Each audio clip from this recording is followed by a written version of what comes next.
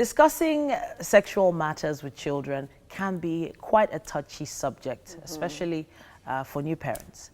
But it doesn't have to be that uneasy.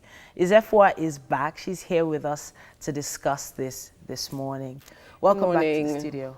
Thanks for having me again. We started this conversation last week, and it's even on social media. People have been, putting out quite a few comments on our pages. We felt it was necessary to keep going. But for those that didn't tune in last week, let's just give a brief of what sex education actually is. Okay, so basically sex education is, just as it sounds, informing, teaching, training your child age appropriately about sex. Okay. Not shying away from the conversation, but being fully engaged with your child, just the way you teach literacy. Okay. Teaching your child about sex and all that has to do with sex. Ages, in ages and stages. In ages and stages. Yes. I like the way you put that now, because a lot of parents are not familiar with that fact that they need to, even engage in this conversation at all, and then they don't know when to start. So what age is appropriate to start? Like I said last week, from the moment you introduce your child to the world, get ready for that conversation. Okay. The child begins to let you know when they're even ready. So you notice, for example, male children at a certain age start to fiddle with their genitals. Okay. And you find parents doing, don't touch it, they're uncomfortable. But that is a developmental stage. Okay. And that is a time to tell your child what that is. That's your penis, it's not a toy. Okay. You don't play with it, obviously. Yes, it's not, but do not forget, they will touch the genitals. They're discovering their body. That is a normal developmental milestone in a child. So that should not make you uncomfortable. However, that should be an opportunity for you to introduce the conversation around sex. So sex education is not just the intercourse in itself, but basically about their sexuality, about them as sexual beings, and about them being comfortable in the fact that they are sexual beings. All right, so I'm thinking we should actually have that conversation Yes, now. let's go on. So I have 5-year-old girls, and let's just imagine. Okay, so I'm 5 years old, and I come home after school, and I say, "Oh, mommy, some girls in my class were talking about boys." So what's your response to that? Really? So you told me, we're talking about boys. Who exactly were they talking about? Okay, so there's a boy called Andrew, and Andrew doesn't want to talk to me. He talks to all the other girls, but he doesn't want to talk to me. Okay, and how does that make you feel? It makes me feel sad. Oh, I can understand that you feel sad that Andrew doesn't want to talk to you, because you want Andrew to be your friend, don't you? Yes, I want Andrew to be my friend. So when your friends were talking about boys, what exactly did they say about boys to you? They said that Andrew had nice things, that Andrew always gave them things, and that Andrew said that they were pretty or they were beautiful. Oh, wow. And how did you feel when they said Andrew said they were beautiful and they didn't say anything about you? He didn't think I was beautiful. Are you beautiful? Mommy, you always tell me you're beautiful. Are you beautiful? Do you believe you're beautiful? I'm beautiful. Does it matter what someone else says or what you believe you are? Are you beautiful? So that's where I'm not sure where that answer would come from. I don't know what my daughters would say at that point. But imagine you're throwing, because this point is something I say to my daughters, whether with sex or anything. So they come and they give you feedback about what someone else says about them.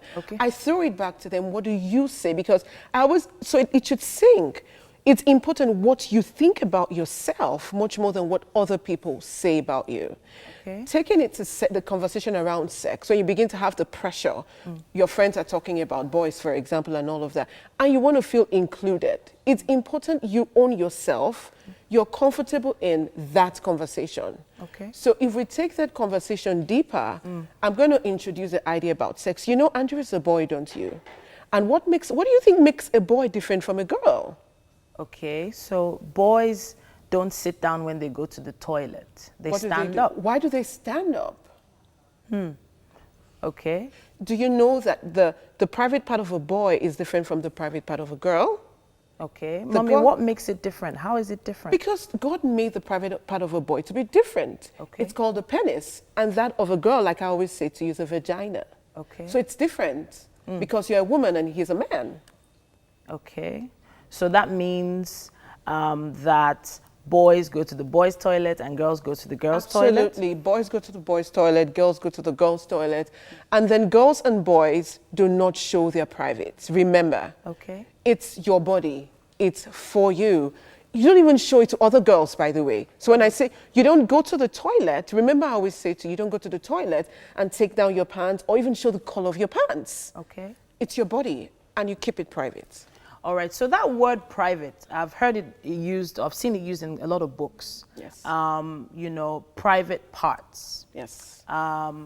Personal parts, private parts, pointing, showing them, you know, pointing to a child's private parts and telling them how to look after them.